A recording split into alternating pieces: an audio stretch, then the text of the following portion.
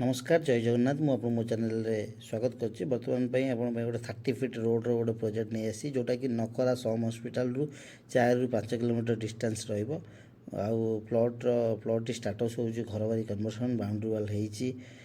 देखि परथिबे इलेक्ट्रिफिकेशन भी पोल भी पड़ी जिवो। वर्तमान हेइ इलेक्ट्रिफिकेशन भी दिया हबो। घर भी लोक कलेनी।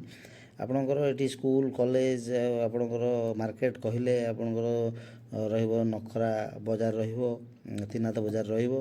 आउ स्कूल कॉलेज कहले पाखरे जाइफेर इंग्लिश मीडियम स्कूल अच्छी आउ पेंटाल इंग्लिश मीडियम स्कूल रहिबो। तापरे आपणकर DPS Delhi public high school Delhi public school रहिबो।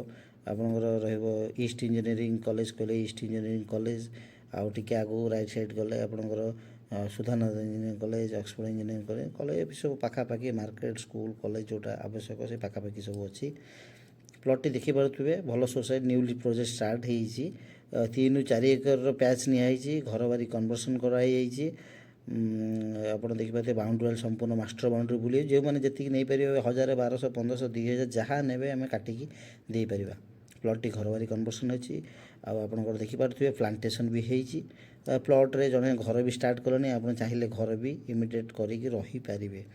आ पाखापाखि लग्जरियस घर भी हेइछि ए लाइन रे। रेवेन्यू रोड को प्लॉट टी लागिकी अछि। 30 फीट रो रोड रहिबो। आपण 30 फीट रोड को लगे कि नहीं पारिबे। देखि पारुथिबे बहुत बड़ प्रोजेक्टटा एटी हमर स्टार्ट होबाक जाउछि। न्यूली प्रोजेक्ट वर्तमान एका 2 एकर प्रोजेक्ट नै स्टार्ट करछु।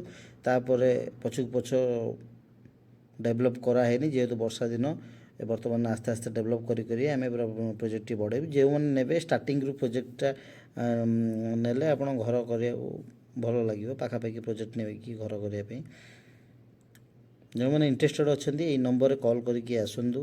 प्रोजेक्ट देखु प्लॉट टी वेरिफिकेशन करूँ। घर बारी कन्वर्सन प्लॉट पट्टा भी प्रोजेक्टा प्लॉटा चाषी आम ना किणाई। प्लॉट रे किसी लिटिगेशन जीरो लिटिगेशन।